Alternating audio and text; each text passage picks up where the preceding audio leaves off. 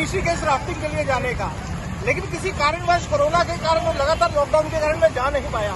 मैं दिल्ली के मुख्यमंत्री अरविंद केजरीवाल जी का धन्यवाद करता हूँ कि उन्होंने दिल्ली के कोने कोने में राफ्टिंग का प्रबंध कर दिया है। अरविंद केजरीवाल जी से आग्रह करता हूँ कि जिस तरीके से वो हर बोर्ड लगाते हैं, ये भी पूरी दिल्ली में बोर्ड लगाए। और अरविंद केजरीवाल जी को कहना चाहता हूँ, केजरीवाल जी मौज कर दी।